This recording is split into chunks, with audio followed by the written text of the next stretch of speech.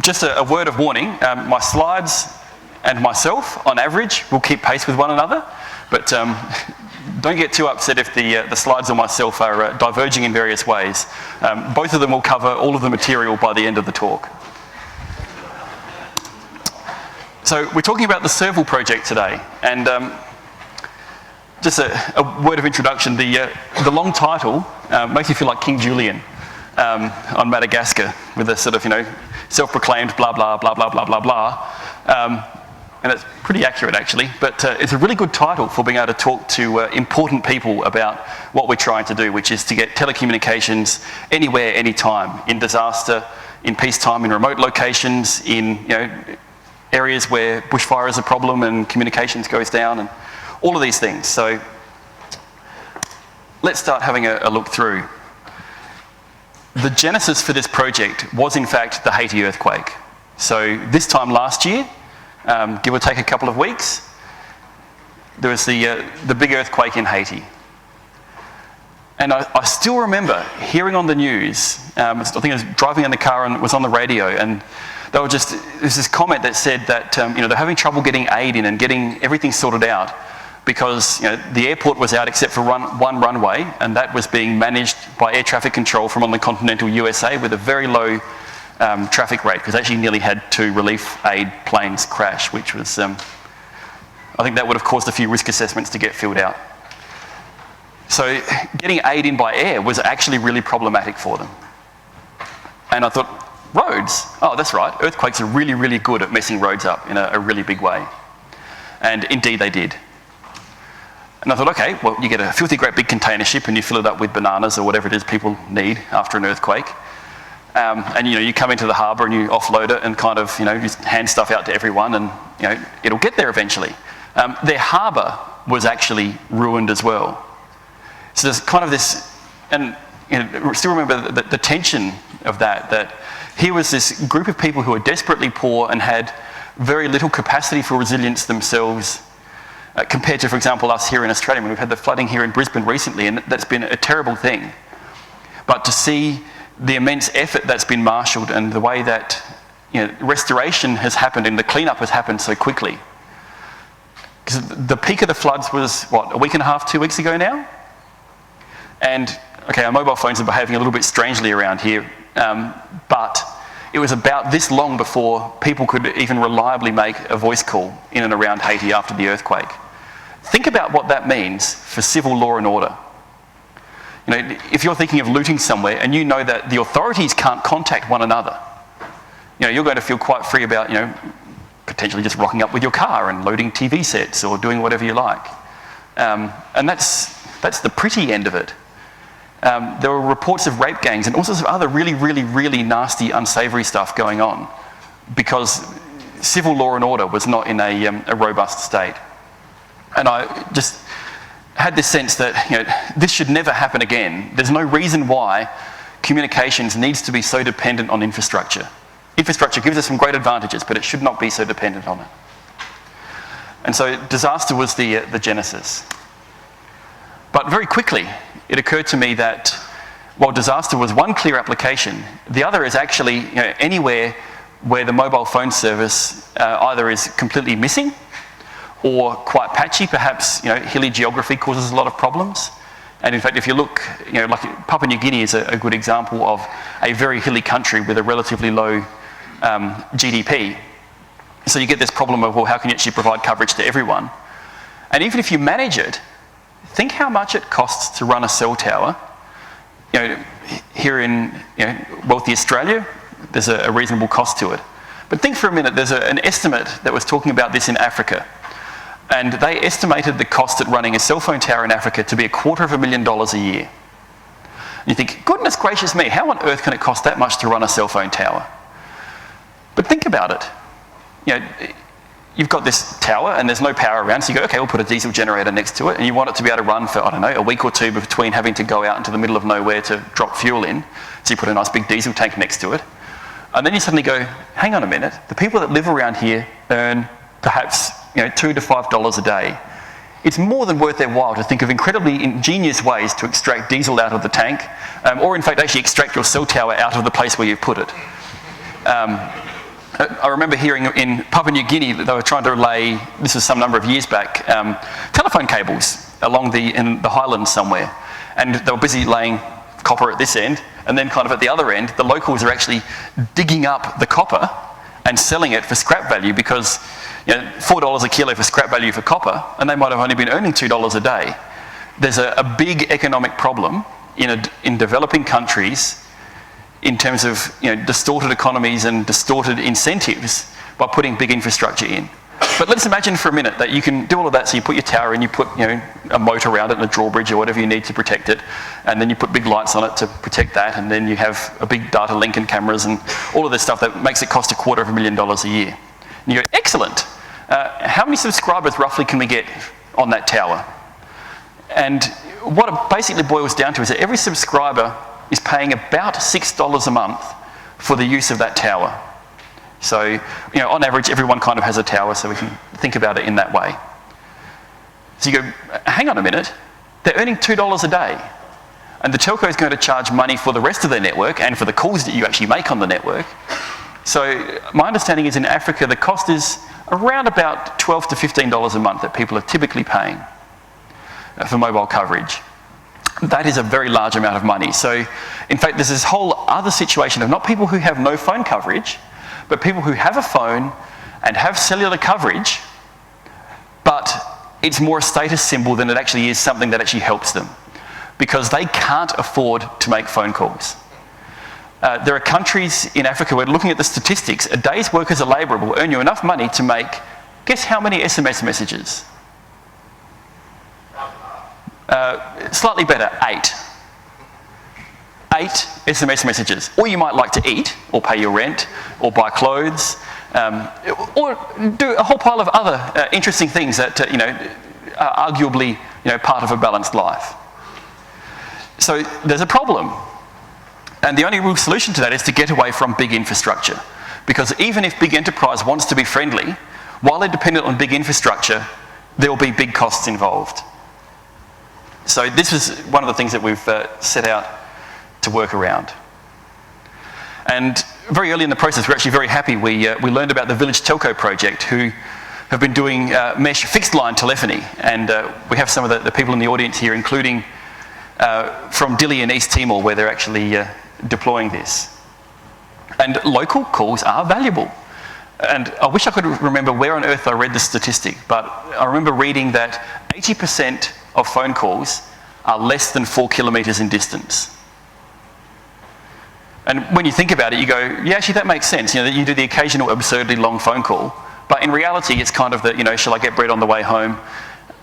Shall we catch up at the pub? Or, all of these sorts of things. And they're typically very short distance phone calls. And what Village Telco have found is that this actually adds tremendous value to communities. So that was kind of where we started thinking, and that very much informed how we thought about what we were doing. And in particular, with adding the disaster side to it, we came up with 3 very nice, simple assumptions, which are best described with pictures. This is our assumption of logistical convenience and available infrastructure. The system should be able to work on the far side of the moon. Because if it can work there, it can work in any context here on Earth. Now, it should be able to make use of better infrastructure if it's available, but it must be able to operate in complete isolation without bringing anything new into the area. Because when you think about Haiti, that was exactly the situation that they were facing. And people sometimes sort of say, well, why didn't they use satellite phones? Like, once the Red Cross and everyone poured in, they tried. You know how big a GSM cell is? It's maybe, order of kilometres to tens of kilometres across. And it can probably have, maybe 1,000 phone calls in progress at a time. And the satellite providers won't give you exact details, but my understanding is that the call density factors are reasonably similar. Say, 1,000 calls per cell. Now, if your cell tower is in low Earth orbit, or worse still, in geosynchronous orbit, 50,000 kilometres above, think how big that cell is on the ground that can support 1,000 simultaneous calls. It's probably going to be hundreds of kilometres across. That basically would have meant that all of Port-au-Prince, and in fact probably all of Haiti, would be in one cell. Not surprisingly, the NGOs had trouble even phoning each other over the satellite network because it was getting glued up. So we have to be able to work without infrastructure. The second assumption is about user knowledge and user trainability. And here's a nice painting from I don't know how long ago, but I can be reasonably confident in saying that this person probably will have limited ability to learn new ways to use the tools that they already have available to them. So in our context, that means it has to just work like an ordinary phone. When it goes into mesh mode, you shouldn't need to go into settings and mess with interfaces and do all that kind of stuff. It must just work. And that actually leads into the third assumption, which is actually a really critical one. The telephone directory. The telephone directory is fixed. Here, in fact, actually is the first telephone directory in the world, 1878. In a disaster, imagine for a minute that this project is successful and we managed to get ourselves a Hercules C-130 and fly over the next disaster. Think how many mobile phones you could fit in the back of a Hercules C-130.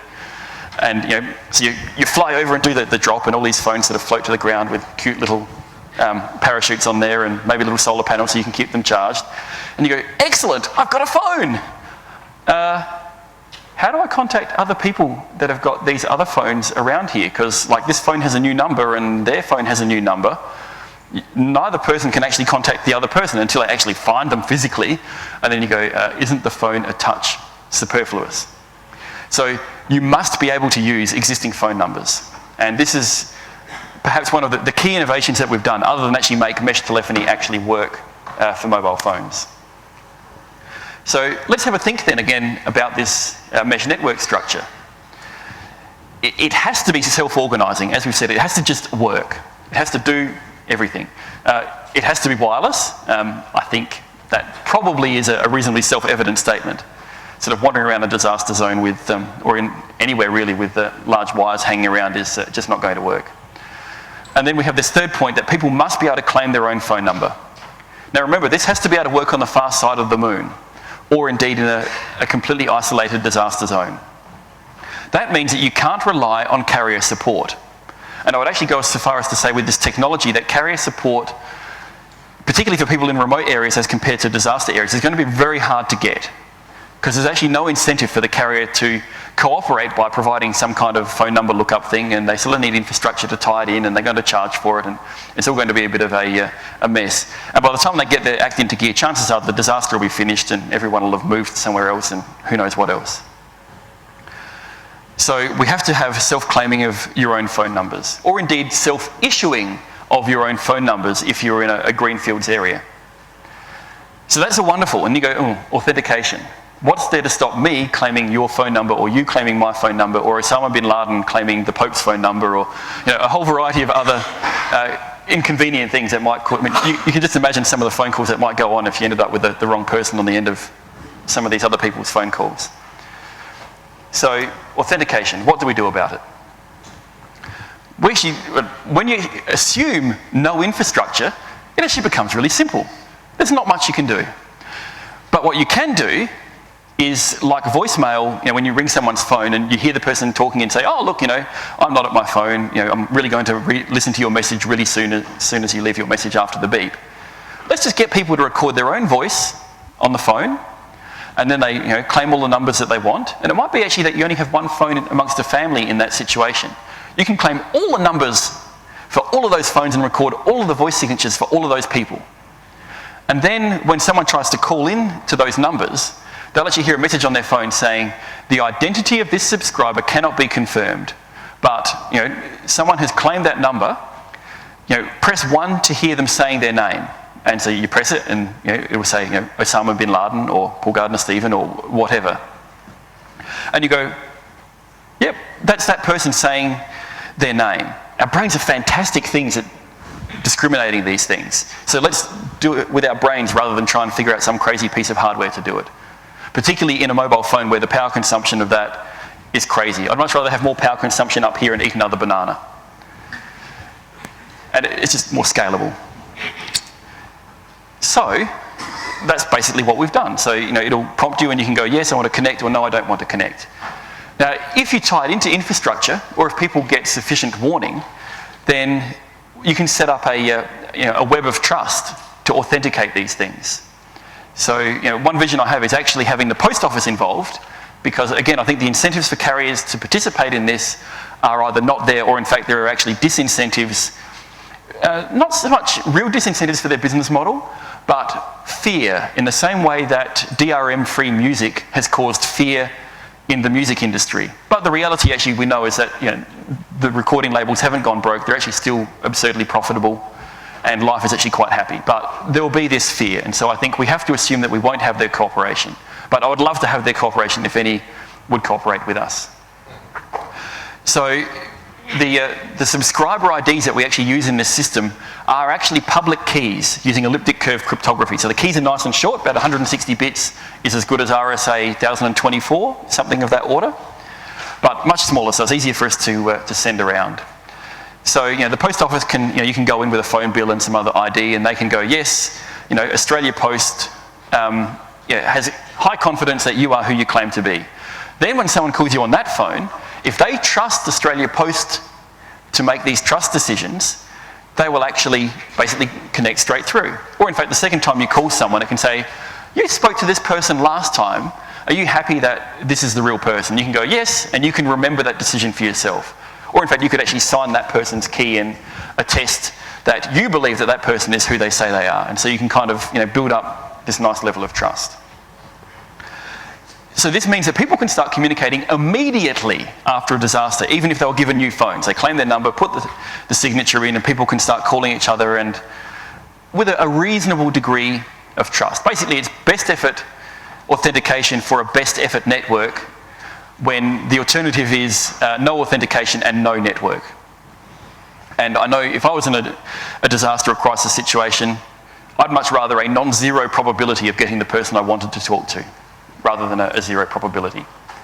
So I make this statement that do not underestimate the value of letting people claim their own phone number. And in the long term, it will have profound effects in terms of freeing up communications and enabling individuals and communications to individuals and communities rather to solve their own communication needs, and without excessive public purse or requiring big infrastructure and big enterprise. Progress to date. The first funding we had for this project was actually from the wonderful Awesome Foundation. The Awesome Foundation for the Arts and Sciences. Oh, that all grants were like the Awesome Foundation. I still remember, went to their website and it goes, oh, apply for grant, click web form. And it says something along the lines of, put in your awesome idea that you would like us to give you $1,000 to pursue, but keep it less than 500 words because our attention spans are short. Which is, A, completely honest, unlike many government schemes where they claim to take a lot of effort, but actually if you talk to people that assess these grants, they're actually not that interested and they get tired very quickly. But it took 6 minutes to fill out, and 6 days later I had $1,000. Compare that to the Australian Research Council that takes effectively 18 months for you to start getting money, and in the meantime you spend some absurd amount of time trying to fill out the paperwork. And there are reasons for that because it's public money and all of these sorts of things, but oh, that things would be nicer. Then we had a successful trial up in the outback at the Arkaroola Wilderness Sanctuary. It was a fantastic day. I've never chartered an aeroplane before. With great fun, and we basically proved that this technology works. So for those who aren't familiar with Arkaroola, where it is sort of 2/3 of the way up in South Australia, pretty much in the middle of nowhere. It's in some mountainous country. The nearest cell coverage is probably like 100 or 130 kilometres away. And that's basically for like a couple of mining towns. It really is desolate country. Very beautiful desolate country though. So we proved that, got it into the media, and the media is actually a really interesting way to publish. I mean, officially I do work at a university, and I need to publish journal papers and things. And I have published some papers, but you get nothing like the response compared to using the media. So we're on ABC News locally, and we're also on The New Inventors. And then we had inquiries coming out of our ears from very respectable organisations that we are excited to partner with. So we've had NGOs talk to us about using this in disaster deployments. We've had local communities saying, our mobile phone coverage is terrible, and we've asked carriers to improve it, but they basically say it's not worth their while. And a whole pile of other things. Country fire services that are concerned about being able to be in contact with their people. We actually had a very interesting conversation with the Australian Red Cross as well, and they said during the Victorian bushfires, and I was flabbergasted when I heard this, they lost contact with crews for 3 days in the midst of the bushfires. Do you think the Red Cross were worried? Do you think the people's families were worried? Imagine the people that were actually out in the field were probably actually also quite anxious as well, knowing that they hadn't been in contact and that people would be wondering about their safety. That should never happen. Should never happen again. And that's one of the things that this technology can work to. I mean, if, for example, on their vehicles you had, you could have a low-cost satellite link, and all of the people that are working around that vehicle, and the same goes for the fire services as well, with the mesh phones. They can be reporting GPS location, and you can know in real time where people are and be in contact. And calls that don't need to go over the satellite won't go over the satellite, because satellite calls cost a fortune. We've also made phone calls from underground. As we did a couple of weeks ago to just simply to prove that it could be done. So we went into a cave up by the River Murray. We went about 88 metres underground. Bizarrely, there's a 6 metre long log in this cave. Like, we've gone around corners and over boulders and stuff, and I can just happily sit on this log and make a phone call. It was very strange, but very cool.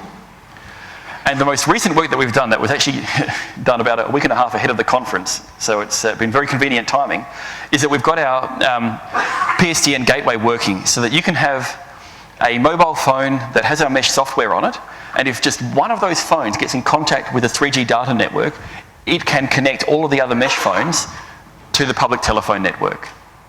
So if, for example, you have a cell tower that goes out, and I think, hopefully, I even have a picture. So here on the left, no, perhaps I should have drawn a bit of water under the cell tower on the left. Would have been an accurate situation for several towers here in Brisbane in recent weeks. And we've got a couple of phones there on the ground that, if we didn't have our phone literally tied to a balloon that could see another cell tower further away, either behind an obstruction or just simply greater distance, those phones would have no coverage. But because one of our phones does have coverage, it can then provide it out over the mesh. What's really interesting is you actually don't need to do anything to any of these phones. As soon as one of them gets in range, remember we were talking about not needing to train people to do new tricks. The phone just works and just goes, yep, I can see the global telephone network. And it will advertise that to the mesh phones transparently. And when they attempt to dial a number, and again using someone's ordinary phone number, if it's not available on the mesh, it will make the call out to the public switch network. And similarly, we can set up a system to allow the calls to come back in. So we'll actually be demonstrating this at lunchtime down at there's an oval down the bottom. If you head down Hill Road, which is kind of outside a little bit, and then it turns into Boundary Road, there's an oval on the right-hand side. During lunch, we're actually going to literally tie a mobile phone to a helium balloon, raise it up 50 metres, and we have a number of phones that have no SIM cards in them at all. So they cannot use the cellular network directly. They will form a mesh. They'll find the phone that can see the cellular network, and we'll be able to call anywhere in the world with those phones. And I encourage as many of you to come down and have a look at that, and even have a go with the phones and deplete my VoIP balance in the process. But that might be a little bit tricky. Calling a satellite phone will cost a lot of money, and I don't want to spend that much money. But we'll be able to do it. And I mean, that's going out to the public switch network. If there was another mesh somewhere in the world, then we can set the gateway up so that that doesn't go through the public switch network, it just goes over the internet. And in that situation, the call would either be free or very, very cheap indeed. So let's have a think about this from an overhead view. So again, we're modelling the dead cell kind of idea. So purple links are mesh links and green links are cellular links. So we can see there's a number of, the pretty coloured cells are the ones that are still working, and we can see all the phones connect back to a central point in each cell, which is the tower. And then in the dead cell, the phones that are near enough the edge can kind of go, oh, I can see another mesh-enabled phone. And so we have a whole pile of phones acting as gateways in this situation. And they'll kind of tie into the mesh and they'll try and offer their various gateway services. But as you can see, there's a couple of phones that are kind of they're not near enough to any other phone in a live cell. So those two people can call each other, but they can't call anyone else. So that's where we add in either a phone tied to a balloon, or it could just be a phone in a high location, or simply just adding more phones in on the ground. And anyone can do it. You don't have to kind of... Who's actually tried using a femtocell? Has anyone tried using a femtocell to provide boosted coverage with a network? And with femtocells, you have to basically... This thing has to get a GPS fix, and the whole cellular network has to know where it is, because GSM uses neighbouring cell lists. And it's really interesting. It's a limiting factor with femtocells. The lists are actually finite length. You can only have so many femtocells in an area before it starts messing with the operation of the network. But we digress slightly. So here we have sufficient phones to get coverage in from another cell and provide coverage in there. So this is all wonderful. What happens now if, whatever the disaster, suddenly, oops, all of the cells are now dead? Maybe they've run out of battery, or this is more like what would have been in Haiti in the immediate hours before they started getting towers back up.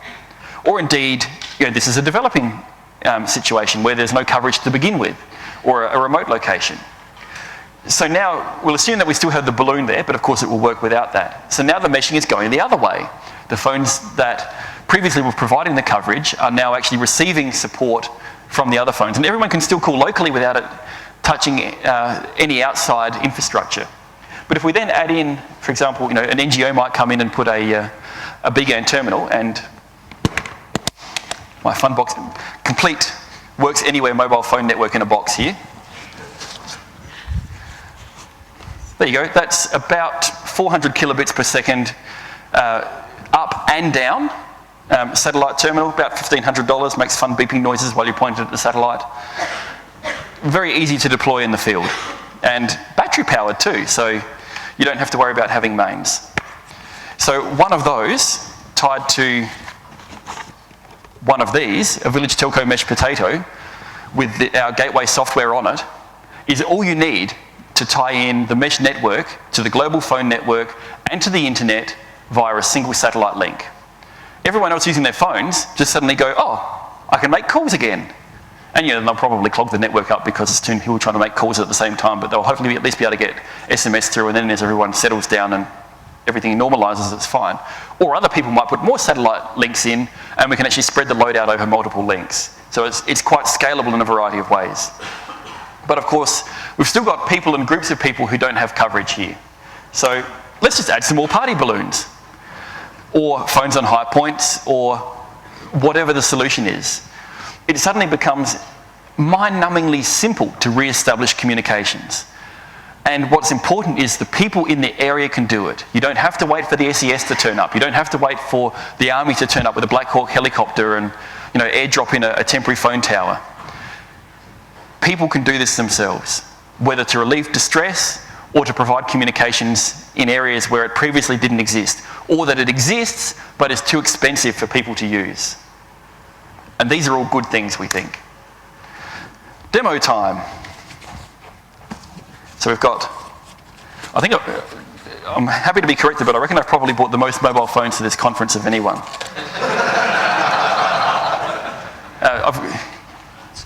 Sorry? Yeah, absolutely. Pop the, oh, sorry, yep. Sure, that one, wasn't it? Just shed some more light on this here. Oh, look at that. And, okay. I took a photo last night after I turned the lights off where I was staying, of all of the phones spread out and their chargers and the satellite thing charging, and it was like Christmas, or looking at city lights from on a hill. There was just this lovely twinkling of different coloured lights. So we're using G1s, the original Google developer phones, just because they're nice and easy for us to program. So I'll just turn a couple of these on. And what we will need at some point is someone who's willing for us to call them on their mobile phone. So I just need to make sure I turn on the one that, only one of these has a SIM card. And it will of course be the last one I find, because I'd be silly if I kept looking, wouldn't I? So just wait for the phones to start up.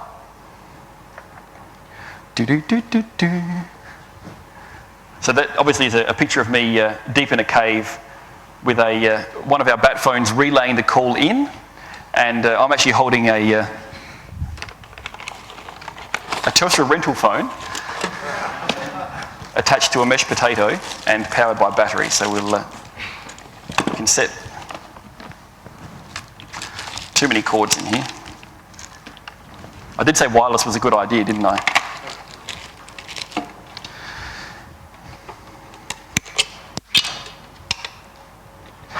So normal Wi-Fi routers, you plug a phone line into the wall in. With the mesh potato, you plug a telephone handset in.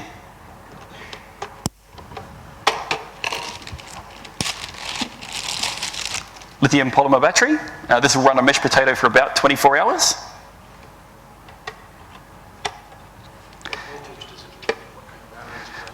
The mesh potato is designed nominally 12 volts, but in reality I think about 9 to 35 volts. David, is that about right? Yeah, 9 to 35 volts. I believe you can put...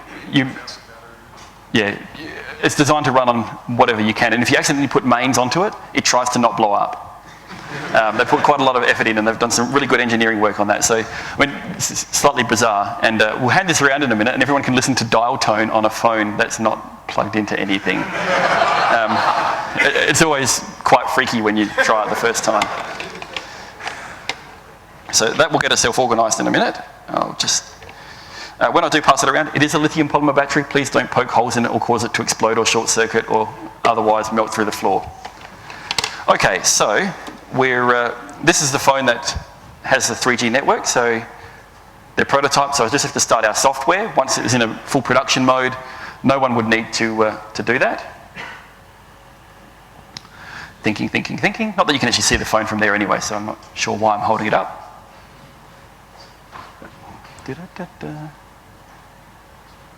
And we've actually just been buying these phones secondhand on eBay. We haven't done anything to the hardware at all. They're just standard G1s.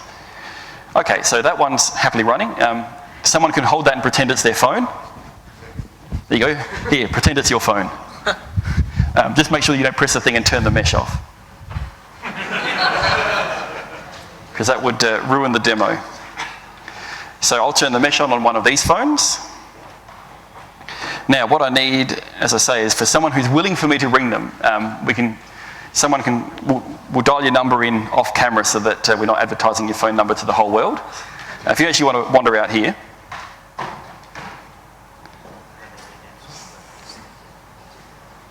I'll just finish doing all the engineering-y things to make this work to begin with. So Theory has it. Ba-da-ba-ba-ba. Now this is of course assuming that that phone can actually get decent coverage in here, and the phone coverage here at the conference indoors has been quite spotty. Okay, don't say your number, just skip the first 0 and start punching the rest of the digits in.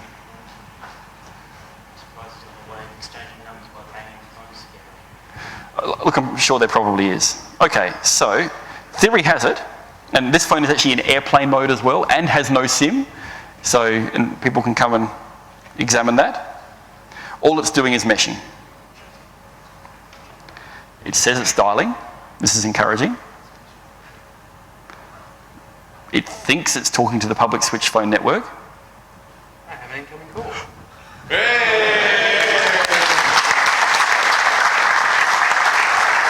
Hello?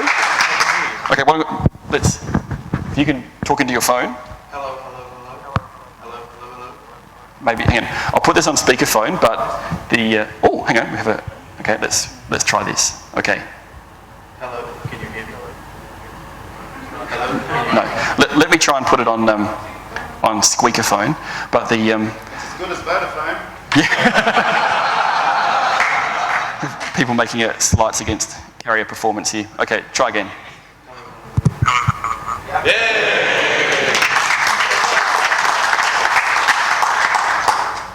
Now, I'll hang the call up. Can you SMS In theory, yes. in practice? In practice, not today. There's only so many things I can demo in one day. Okay, now that phone, if you can just press the thing, the Wi-Fi symbol in the middle of the display, might need... This Windows logo. Okay, let's... yes, that one. Okay, cool. So, we're now turning off the public switch phone network gateway. So if I try and call that number again, should be in my call log. So now there's no way out to the outside world. So it'll say dialing, have a happy little dialing thing, and it should in principle give up within it. Yep, it's given up. It said it can't connect the call. So it's proving, well, in a kind of way that that's what's happening. But we can in fact actually call other phones. So I've turned on another one here, and now we're really stretching the realms of probability that everything is going to behave for us. So turning on another mesh phone. The other funky thing is they'll tell you how many other mesh phones are in range as well. Can you see the IDs of the phones involved? Can you see the IDs of the phones that are involved? Who's in range? Not at this stage, but we're going to add to the graphical interface to add that kind of information, because particularly when you think about whether it's Red Cross or some other NGO, my feeling is that that would be a very helpful feature for them to have, so that if you're in an area, so you can display a map and see on the GPS where your team are, and you can get help from the nearest person, all of those sorts of, there's hundreds of really interesting things that we can do with this. So let me, so now I'm calling this phone using its own phone number, and the mesh gateway is off to the public switch network, so this is purely mesh-to-mesh calling. And it's going to play hard to get with me. Let's try it again.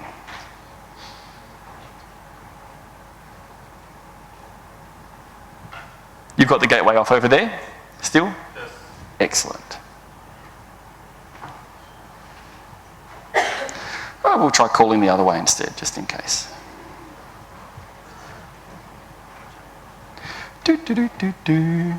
Oh, that might be part of the problem. I think these two phone numbers think they have the same number. Talking about some of the things that can go west. Which probably means that this one actually won't call the other one either, because what will happen is it's trying to call itself and it thinks it's engaged. Which of course proves that the whole thing is working. This must be a live demo. It is a live demo. Dialing. But so everything works off camera. So, we'll worry about that one later on, I think, but I think hopefully you get the idea. And we'll just turn these off so that we've got battery for the live demo outside. If you can turn off the phone that you've got over there for me as well, that would be super. And okay, they're going bzz and turning off. Excellent.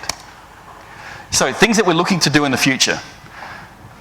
One of the key things, and this is partly implemented and still some work to go, SIP is a nasty, chatty protocol.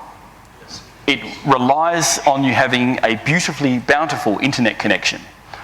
And in fact, the whole way that SIP and VoIP and everything is done today is not well suited to having satellite links with terrible latency, Wi-Fi links and mesh links that have terrible packet loss parameters.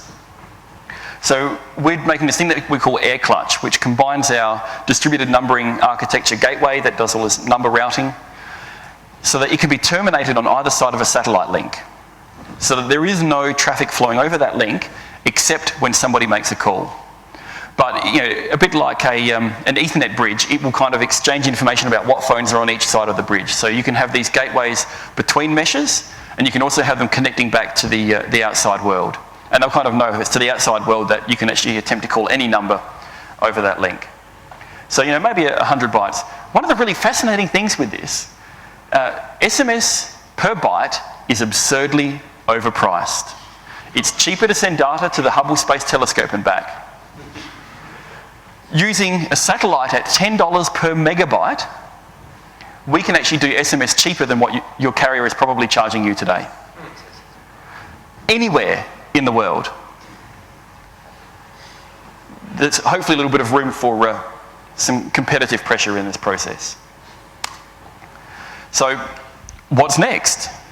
We're going to do the demo outside at lunchtime. It'd be great to have as many of you come as you'd like. We have a whole really interesting technology roadmap that, again, we're quite happy to talk with people about, but is more than this talk can really contain. We're applying for grants, we're looking for commercial funding. There's some really interesting commercial opportunities in this that actually do not in any way undermine making a completely free, open GPL mesh mobile telephony system, and indeed actually all our code is actually already available under GPL. But there's still some very interesting commercial opportunities that if anyone would like to be an angel investor for us or be involved in, we'd love to do. And so I should qualify that only if you're a, what do they call it? A sophisticated investor, yes. I'm not soliciting funds from the general public. Correct, it's very illegal. So if any of you have a large company that likes investing, maybe you're a venture capital, excellent. But fundamentally, give me 20 good people and we will change the world. You've seen today, this works. People have said Wi-Fi is useless for actual realistic meshing. It's useless for doing telephony. It's useful for a whole pile, useless in the real world for all of these things because it has a whole pile of bad properties. Sure, it's not ideal. And we'll get off Wi-Fi onto something else as soon as we can. And we have a whole pile of interesting ideas around that. But you know what? It even works today. We've shown it, and we're going to show it again out there. And we've shown it in the Australian outback. We're excited that this technology is not going to cost anyone a cent. There's no reason why it can't be put in every phone that's physically capable of supporting it. And that it can save lives. That it can save stress and duress in disasters. That it can connect the last 2 billion and actually connect the last 5 billion to the internet. Because it's all over IP, remember. And effectively, it gives us the opportunity for a change to bridge the digital divide. It gives us a chance to make a difference in this world. And I've never had a job that's been so satisfying and frankly actually so fun. The university has more or less agreed to buy me a small blimp. These are the kinds of things that don't happen in your ordinary work. But we can make a difference and we can impact billions of lives. And open source, as we know, has already touched so many lives. And this is another fantastic opportunity for open source to make the world a better place. Thank you very much.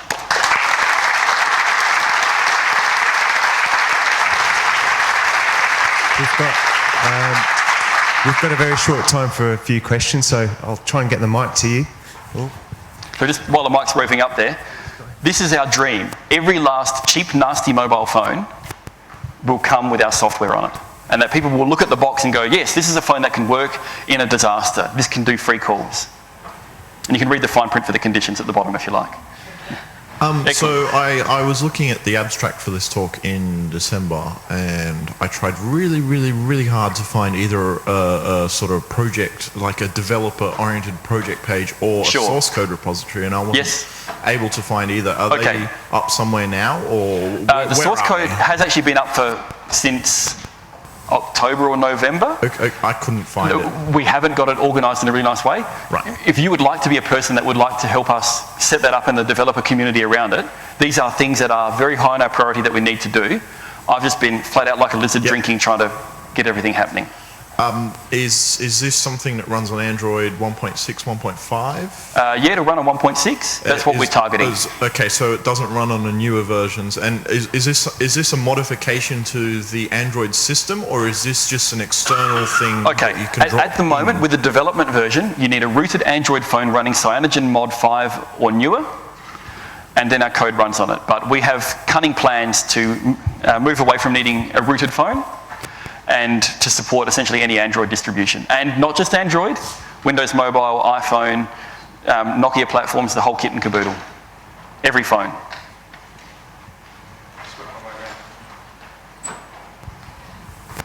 Thank you. Basic question, when you've got mesh going, how many hops can you use for voice before it becomes unusable? At the moment, somewhere around 5 hops with the mobile phones is about right, but we have plans afoot to refine the protocols and some preemptive retransmission and error correction that we think we can push that out quite substantially. And that's part of the things we want to pursue. So as Jeff Houston said a couple of days ago, IPv4 is effectively full and there isn't any more. IPv6? I was asked this question this morning, and our solution is actually that we will use a single IPv4 address for all the phones in the world, because we'll be using broadcast UDP and we'll be using the public key subscriber IDs as the actual unique identifier. So all the phones can have the same IP address and just broadcast to each other. So we're being very efficient with bandwidth and with IP addresses. G'day. Did you use a lot of the military shortwave radio automatic link establishment design as the springboard for this? No, what we've used very much the work by the Village Telco with the Mesh Potato, just using Wi-Fi and Batman for the mesh routing. It's because it has to work with off-the-shelf phone hardware. To get this in every phone, it must require not a single change to the hardware or single addition to the hardware. We need to have the barrier to entry as low as it can possibly be. Because walkie-talkies with the mesh networks you can get within high-frequency military radios. Yeah, look, you absolutely can, but it adds cost to the handset. And where that's possible to do, fantastic, we'll do it. But it has to also work when you don't have that. So in a hypothetical future, if I'm at the MCG with 50,000 other people who have these phones, yes, will we actually be able to call each other rather than just, not being enough connections available in the cell and no one can use their phones? Hopefully. I don't see any reason why not. And I'd love to try that out one day. That would be very awesome. With the PSTN gateway, can outside call into the mesh? Yes, it can be done both ways. Right. We're not demonstrating that today. What we have ready for demonstration is outbound. Have you actually done simulations of large cells, large number of nodes? Have I done any simulation? No. What we've done is we've made and we've proven it to work. Because this project was actually created while I was essentially full-time employed doing something else. And we had one of the other talks from this conference, you can actually hear some of the story about the entertaining time that was in that process. But fortunately now the university has given me a research fellowship for 3 years, and so we can look to doing some of the more theoretical work. Obviously your project's aimed at disasters, but I'm imagining that the telcos are going to be concerned that you're undermining their costs, their revenue stream. Yes. Are you going to get pressure that be able to turn this off when it's not needed? That may well be the case, but I mean the key thing actually is it's not going to destroy telcos. In actual fact, telcos are the ideal people to provide the interconnect between the local meshes. They may find that the marketplace for them changes a little bit. Certainly for the first telco to partner with us, there is actually some enormous positive dividends to be had, and we would encourage any carrier to talk to us about that. Sure. While it's walking, a word about power. The mesh already runs for longer on battery than a phone does without cellular coverage hunting for cell towers. That uses 4 watts of power, essentially continuously transmitting, and depletes your battery real fast, as we found out at Arkaroola. I'm guessing it's different software between the one that connects into. Okay. When you have a phone that's got a SIM card in it. Yes. The person has an option to choose not to allow calls to route. And there'll be a means for them to recoup the costs of the data they expend. The software will be the same on all of the phones. It's just I've been in a rural area on properties, and you have black spots with phones. The problem is when you're in the back of a property, there is no justification to put a cell tower in for one person. Correct. But this provides a solution for exactly that application, and we have property owners already talking to us about that. And I might add, actually, country towns around Australia have approached us as well. That's all we have time for. Sorry, but I think you can get Paul at lunchtime for the demo, is that right? Certainly. Just like to thank you, Paul. This is a small gift on behalf of Linux. My pleasure.